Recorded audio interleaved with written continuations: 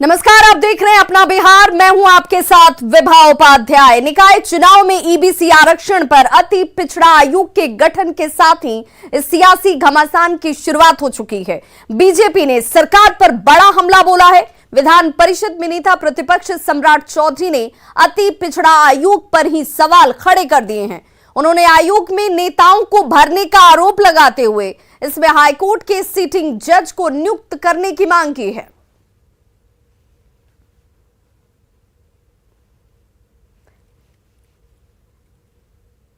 तो आयोग में नेता नहीं, जज होने चाहिए।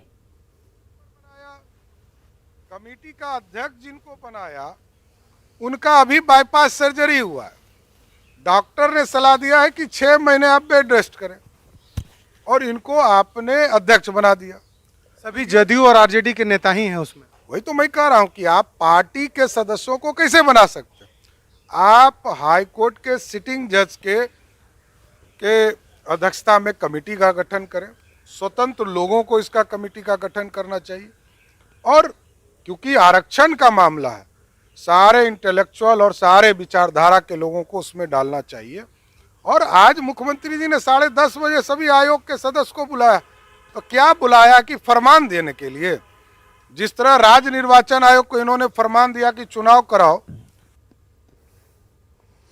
तो ईबीसी आरक्षण पर आयोग के गठन के बाद महागठबंधन का सबसे बड़ा घटक दल आरजेडी इस वक्त नाराज है। आरजेडी ने आरोप लगाया है कि उसके किसी सदस्य को अध्यक्ष नहीं बनाया गया। साथ ही आरोप यह भी कि महागठबंधन सरकार में 2 आयोग का गठन हुआ है अब तक और किसी भी आयोग में आरजेडी को उचित प्रतिनिधित्व नहीं मिला।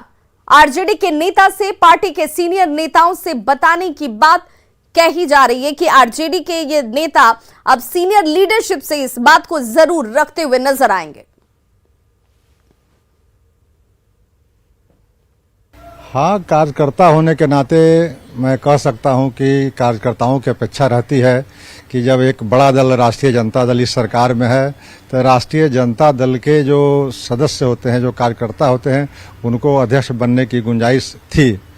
अब अनुसूचित जनजाति आयोग में जब अध्यक्ष बन चुके थे ये जेडीयू से, तो अभी जो अति पिछड़ा वर्ग आयोग बनी उसमें राष्ट्रीय जनता दल के कार्यकर्ताओं से अपेक्षा थी। लेकिन अगर नहीं बने हैं तो ये नेतृत्व अपने इस बात को समझे। हम लोग नेतृत्व तक इस बात को पहुंचाएंगे कि लोगों को आकांक्षा रहती है कि दल के स्ट्रेंथ के मुताबिक जब सबसे बड़ा दल राष्ट्रीय जनता दल है तो राष्ट्रीय जनता दल के कार्यकर्ताओं को भी मान सम्मान मिलनी चाहिए ऐसे पदों पर। और चलिए अब जानते हैं कि अति पिछड़ा आयोग से अध्यक्ष और मेंबर में कौन कौन से लोग हैं और किस पार्टी से इनका ताल्लुक है।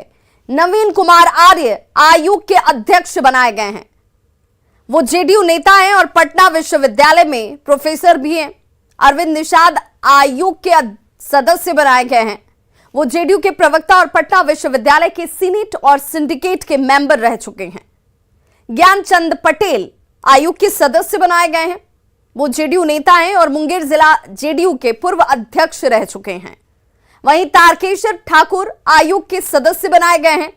ये आरजेडी से ताल्लुक रखते हैं, आरजेडी नेता हैं और कटिहार के जिला अध्यक्ष रह चुके हैं। विनोद भगत भी आयोग के सदस्य बनाए गए हैं। वो आरजेडी नेता हैं और सिंगवाड़ा प्रखंड के पूर्व अध्यक्ष रह चुके हैं। तो ये वो तमाम नाम हैं जिन्हें आयोग में शामिल किया गया है। सरकार को क्यों ये आयोग बनाना पड़ा, ये भी जरा जान लीजिए। निकाय चुनाव में ईबीसी आरक्षण पर हाईकोर्ट ने सरकार को झटका दिया था। 12 और 20 अक्टूबर को निकाय चुनाव के लिए वोटिंग होने वाली थी, लेकिन ठीक वोटिंग से 6 दिन पहले हाईकोर्ट ने निकाय चुनाव पर रोक लगा दी। कोर्ट ने कहा कि आरक्षण में सरकार ने सुप्रीम कोर्ट के आदेश का पालन नहीं किया है। हाईकोर्ट ने यह भी कहा कि सरकार सुप्रीम कोर्ट के ट्रिपल टेस्ट में फेल हो गई है। कोर्ट ने यहां तक कहा कि बिना टेस्ट दिए सरकार निकाय चुनाव कराना चाहती है। ईबीसी आरक्षण के आधार पर सरकार ने अखबार के एक आर्टिकल को जरूर दिखाया। हाईकोर्ट ने बिना ट्रिपल टेस्ट पास किए चुनाव में आरक्षण को खारिज कर दिया। हाईकोर्ट से झटका लगने के बाद बिहार सरकार ने सुप्रीम कोर्ट जाने का फैसला कर लिया और फिर बिहार सरकार ने हाईकोर्ट में पुनर्विचार याचिका दाखिल की। हालांकि इस याचिका की सुनवाई के दौरान सरकार ने याचिका को वापस भी ले लिया। सरकार ने आयोग का गठन करते हुए कोर्ट से याचिका वापस ली है, जिस आयोग को लेकर इस वक्त ये कहा जा रहा है कि इसमें सभी राजनीतिक लोग जुड़े हुए हैं, आम लोगों की सहभागिता नहीं है, वैसे लोगों की सहभागिता नहीं है जो कानून के जानकार है, यानी सिटिंग जज इसमें क्यों नहीं है। पिछड़ा आयोग पर राजनीति क्यों हो रही है ये भी जान लीजिए। निकाय चुनाव में आरक्षण पर सरकार ने शॉर्टकट रुख अपनाया और इस शॉर्टकट रूट की वजह से ही इस पर सियासत हुई। सरकार बिना ट्रिपल टेस्ट पास किए हुए ईबीसी आरक्षण देती नजर आई। सुप्रीम कोर्ट के आदेश के बाद ऐसा करना घातक था। इसके बावजूद सरकार ने निकाय चुनाव का ऐलान कर दिया। मामला जब हाईकोर्ट पहुंचा तो कोर्ट ने सरकार से सवाल पूछा। कोर्ट ने पूछा कि ईबीसी आरक्षण का आधार आखिर क्या है आपका? क्या सरकार की ओर से कोई आयोग बनाया गया है? सवाल पर सरकार ने अखबार के एक आर्टिकल का हवाला जरूर दिया। मतदान से ठीक पहले कोर्ट ने इस चुनाव पर रोक लगा दी। बीजेपी ने सरकार की मंशा पर सवाल उठाए। बिना आयोग बनाए चुनाव कराने पर बीजेपी की तरफ से सवाल रखे गए। पिछड़ा वर्ग को वोट बैंक की तरह इस्तेमाल करने का आरोप भी लगाया गया। आयोग के गठन पर जेडीयू और कांग्रेस ने क्या कहा है यह भी जानना जरूरी है। इनका यह मत है कि सरकार ने पिछड़ों के प्रति अपना वादा जो किया था उस वादे को वो निभा रही है और इसीलिए सब कुछ ठीक ठाक है। नीतीश कुमार जी के नेतृत्व में चल रही सरकार ने हमेशा इस बात को साबित किया है कि सरकार पिछड़ों अति पिछड़ों की हिमायती है। कोई भी निर्णय, कोई भी फैसला हमेशा उनके हक को ध्यान में रखकर ही लिया जाता है।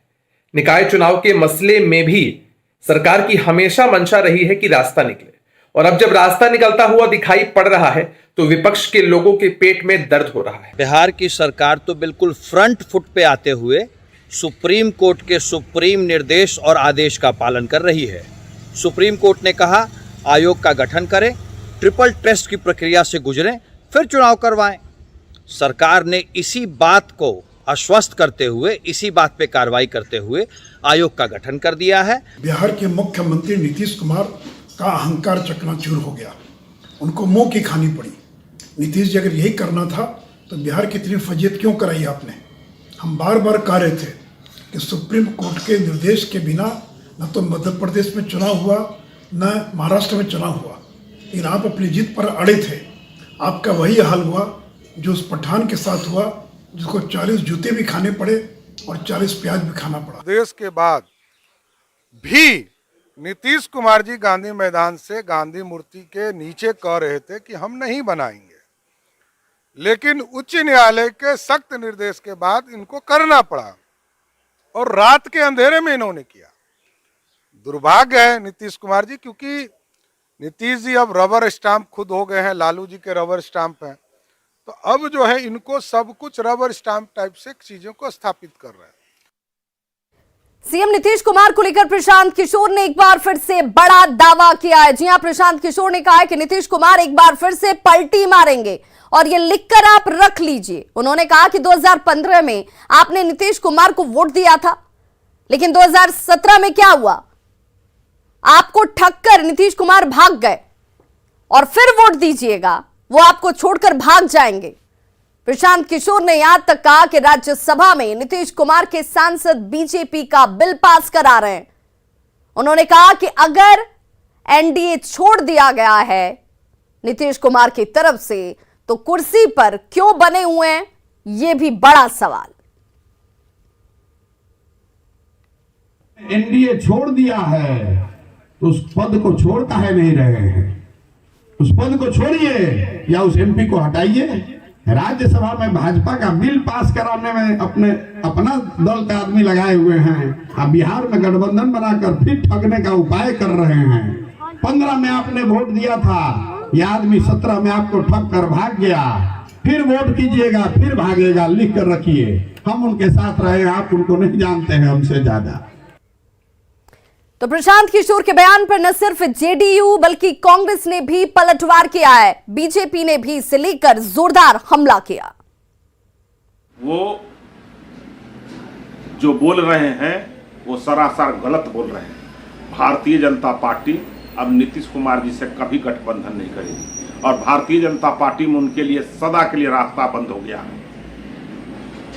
हिन्ना पत्थर जैसे रंग बदलू मुख्यमंत्री को अब भारतीय जनता पार्टी स्वीकार नहीं करने वाली है।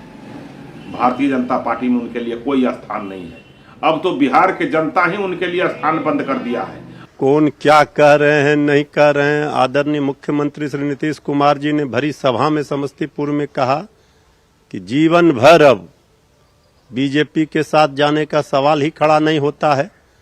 अब वो क्या बोल रहे हैं नहीं बोल रहे हैं उनसे कोई लेना देना नहीं है, वो अपना घूम रहे हैं तो बीजेपी के इशारे पर काम कर रहे हैं। देखिए, प्रशांत किशोर जी राजनीतिक पारी शुरू करने के मूड में हैं। अच्छी बात है, स्वागत है, लेकिन एक अच्छी राजनीति करनी चाहिए ना। व्यक्तिगत आरोप प्रत्यारोपों की राजनीति में उतर गए वो। उनको एक विजन के साथ लोगों के पास जाना चाहिए, अभी अपना आधार बनाना चाहिए, जनता तक अपनी पहुंच बढ़ानी चाहिए। तो बस वही तेरी सब शर्ट गंदी मेरी शर्ट सफ़ेद, इसमें वो लग गए। खुद क्या करते हैं, अब तक क्या करते रहे हैं। खबर गोपालगंज से, जहां पर जमीन विवाद को लेकर पहले जमकर मारपीट हुई और फिर घर में आग लगा दी गई। घटना के दौरान घर में आग लगाने का वीडियो भी इस वक्त सामने आ चुका है, जिसे आप अपने टीवी स्क्रीन पर इस वक्त देख रहे हैं। सोशल मीडिया पर यह वीडियो तेजी से वायरल है। तस्वीरों में आप देख सकते हैं कि किस तरह से घटनास्थल पर चीख पुकार मची हुई है। चारों तरफ अफरा तफरी जैसे हालात हैं। घर में आग मारपीट के दौरान लगाई गई। घटना में 5 लोग गंभीर रूप से घायल हो चुके हैं। मामला सिधवलिया थाना क्षेत्र के सलेहपुर गांव का बताया जाता है और फिलहाल सभी घायलों को इलाज के लिए सदर अस्पताल के इमरजेंसी वार्ड में भर्ती कराया गया है। घायलों में पूनम देवी, सुरेंद्र प्रसाद, जूही कुमारी और धुरपति देवी की हालत गंभीर बनी हुई है। पुलिस अब तक इस मामले में प्राथमिकी दर्ज नहीं कर पाई है। तो 2 तस्वीरें इस वक्त आपके टीवी स्क्रीन पर हैं। पहली तस्वीर मारपीट और इसी मारपीट के दौरान घर को आग के हवाले कर दिया गया। चीख पुकार मची हुई आपको नजर आ रही होगी, जहां पर भागते हुए लोग आपको दिख जाएंगे। वहीं दूसरी तस्वीर घायल लोगों के इस वक्त इलाजरत है सभी। दाब, गणासी, फरसा, लाठी डंडा सबसे लैस थे। भारी संख्या में 25-30 की संख्या में थे लोग। कितने लोग घायल आप लोग के यहाँ? हमारे यहाँ घायल हैं, मैं घायल हूँ सुरेंद्र प्रसाद।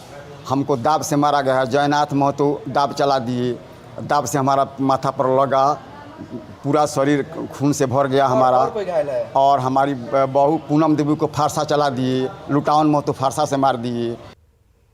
सहरसा से बड़ी खबर आ रही है, जहां बुजुर्ग की गला रेत कर हत्या कर दी गई है। जमीन विवाद में हत्या की गई है। सदर थाना के मीर टोला की यह घटना, मृतक का हाथ कान भी काट दिया गया है। तो जमीन विवाद में देखिए कैसे हत्याकांड को अंजाम दिया गया। सदर थाना के मीर टोला की यह घटना।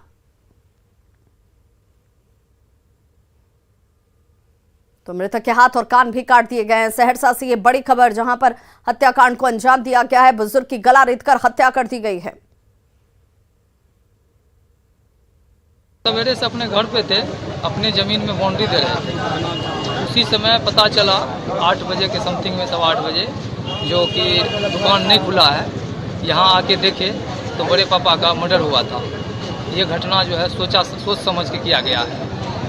ये विरोधी किया है, गोपाल पंडित वगैरह, इस सब पे कड़ी से कड़ी कार्रवाई करे प्रशासन। मधेपुरा की कुमारखंड थाना क्षेत्र के सेपुर वार्ड 5 में बीजेपी के पूर्व प्रखंड अध्यक्ष योगेंद्र यादव के पोते विशाल की हत्या के मामले का पुलिस ने खुलासा कर दिया है। जानकारी के अनुसार युवक की हत्या प्रेम प्रसंग में की गई थी। पुलिस ने मृतक के 2 मौसेरे भाइयों को गिरफ्तार किया है, जबकि प्रेमिका, उसके भाई, पिता, मां समेत 7 अन्य नामजद की गिरफ्तारी के लिए छापेमारी इस वक्त की जा रही है। के आधार पर जो हमारा कुछ वैज्ञानिक अनुसंधान में फलाफल मिला, उसके आधार पर 2 लोगों को हमने हिरासत में लिया और उससे पूछताछ की। तो ये कांड अभी चूँकि अनुसंधान अंतर्गत है तो बहुत चीज़ हम नहीं बता सकते हैं, लेकिन कांड का उद्भेदन हो चुका है। इसमें कुछ और लोग हैं, इनको भी जल्द गिरफ्तार कर लिया जाएगा। कारण क्या है सर? कारण देखिए, प्रेम प्रसंग में हुई है। एक लड़की है जिससे कि 2 लड़के प्रेम करते थे और उसके परिजन भी नाखुश थे, इसी कारण से उसकी हत्या हुई। बड़ी खबर सिवान से आ रही है, जहां बेकाबू ट्रक ने 5 लोगों को कुचल दिया है, जिसमें एक शख्स की मौत हो गई जबकि 4 की हालत गंभीर बताई जा रही है। 2 अलग अलग जगहों पर कुचला गया ट्रक के द्वारा और पचरखी के बरियापुर और चाप में इस घटना को अंजाम दिया गया। दुर्घटना के बाद ट्रक छोड़कर ड्राइवर फरार बताया जाता है। तो बेकाबू ट्रक ने 5 लोगों को रौंद दिया, जिसमें एक शख्स की मौत हो गई, 4 की हालत गंभीर बनी हुई है। अचानक से गाड़ी आई पचौकी में भी घटना किया था पेट्रोल पंप के आगे, और यहाँ भी आकर चकमका कर 3-4 को ऑटो पे और ट्रक में मार दिया और मारकर पलटी मार दिया। ड्राइवर नर्वस था और पकड़ा गया है। ड्राइवर को हैंड ओवर सराय थाना में दे दिया गया है। कोई मरा भी है? मरने वाला आगे पंप पर सामने मरा है, यही ट्रक से। यहाँ पे घायल हुए हैं? यहाँ पर ड्राइवर लोग घायल हुए हैं? यहाँ पर ड्राइवर और कुछ लोग यात्री घायल हैं। सदर अस्पताल। छठ महापर्व को लेकर तैयारियां युद्ध स्तर पर की जा रही हैं। पटना में गंगा का जलस्तर पिछले साल के मुकाबले इस बार ज्यादा है, फिर भी प्रशासन की तरफ से घाटों को बेहतर बनाने की दिशा में लगातार काम किए जा रहे हैं। मरीन ड्राइव बनने से घाटों पर पहुंचने में लोगों को परेशानी ना हो, इसके लिए मरीन ड्राइव पर अप्रोच पथ का निर्माण कर दिया गया है। देखिए संवाददाता विनीता मिश्रा की रिपोर्ट। छठ महापर्व की तैयारियां अंतिम चरणों में की जा रही है। घाटों का लगातार निरीक्षण किया जा रहा है। हालांकि गंगा का जल स्तर पिछले कई सालों के मुकाबले इस बार अधिक है, लेकिन उसके मद्देनजर तैयारियां की जा रही है। और इस बार मरीन ड्राइव बन गया है, यानी गंगा जेपी सेतु पथ बन गया है, जिसके लिए अलग से अप्रोच पथ बनाए गए हैं। ये देखिए मरीन ड्राइव के पास अप्रोच पथ बनाए गए हैं, क्योंकि जो व्रती होंगे, जो श्रद्धालु होंगे, छठ घाट पे पहुंचने में उन्हें परेशानी ना हो, क्योंकि इस बार मरीन ड्राइव बनने से जो गंगा और लोगों के बीच का जो कनेक्शन है वो कट गया है, जिसे जोड़ने के लिए अप्रोच पथ बनाए गए हैं। यानी अगर आप मरीन ड्राइव होते हुए आएंगे तो आपको इस तरीके से जो रास्ते हैं आपके लिए तैयार किए गए हैं, जिससे आप आसानी से घाट पे पहुंच सकते हैं। ये रास्ते सिर्फ पैदल चलने वाले लोगों के लिए ही तैयार नहीं किए गए, ये रास्ते गाड़ियां भी इस पे जा सकती है, जो आपको घाट पर ले जाएगी। हालांकि जो काम है वो लगातार किए जा रहे हैं, निरीक्षण का दौर लगातार जारी है। पानी का जो जल स्तर है वो अब थोड़ा धीरे धीरे कम हो रहा है, जिसके मद्देनजर जेसीबी लगाकर बालू भराव का काम भी किया जा रहा है। और आप देख सकते हैं दूर दूर तक सिर्फ गंगा ही गंगा नजर आ रही है, लेकिन अभी भी इंतजार किया जा रहा है कि गंगा का जलस्तर कम हो। और इस बार छठ महापर्व की जो तैयारियां हैं अंतिम क्षणों में ही युद्ध स्तर पर की जाएगी, लेकिन उसके लिए जो अप्रोच पथ है वो हम आपको दिखा रहे हैं। अप्रोच पथ यहाँ पे बना लिया गया है और ऐसे कई अप्रोच पथ जो मरीन ड्राइव पर बनाए गए हैं। और ये देखिए मरीन ड्राइव है, मरीन ड्राइव के उस तरफ से, यानी जहां पटना शहर है, जहां की आबादी है, उस साइड से वो आएंगी, जहां बांस बल्ले आपको नजर आ रहे होंगे। बांस बल्ले लगा दिए गए हैं और जो बीच में ये बैरिकेटिंग है इसे खोल दिया जाएगा, यानी जो लोग, जो व्रती छठ महापर्व करने घाटों पर आएंगे तो उन्हें आने जाने में कोई परेशानी ना हो, उधर से आते हुए ये जो बैरिकेटिंग है इसे खोल दिया जाएगा और उसके बाद वो आराम से घाटों पर जा सकते हैं और भगवान सूर्य को अर्घ्य दे सकते हैं। और उसकी जो तैयारियां हैं अंतिम क्षणों में की जा रही है। पूरी तैयारियां लगभग पूरी कर ली गई है, बस इंतजार किया जा रहा है कि जल्द से जल्द जो गंगा का जल स्तर है वो सामान्य हो जाए और दलदली मिट्टी पर बालू भराव का उसके बाद काम किया जाएगा। और छठ महापर्व की जो तैयारियां हैं अंतिम क्षणों में ही युद्ध स्तर पर पूरी की जाएगी। विनीता मिश्रा, न्यूज़ 18 पटना। और बड़ी खबर नवादा से आ रही है, जहां 11 साइबर अपराधियों को गिरफ्तार किया गया। 1,22,000 रुपए कैश की बरामदगी इनके पास से की गई है। साथ ही साथ एक लैपटॉप, 28 मोबाइल, पासबुक बरामद हुए हैं। वारसलीगंज के कई गांवों में यह कार्रवाई हुई है। पुलिस और डीआईयू की कार्रवाई में यह बड़ी सफलता है। 11 साइबर अपराधी गिरफ्तार। तो खबरों का सिलसिला लगातार जारी है। आप देखते रहिए न्यूज़ 18 बिहार झारखंड। यहां खबरों का सिलसिला कभी नहीं थमता।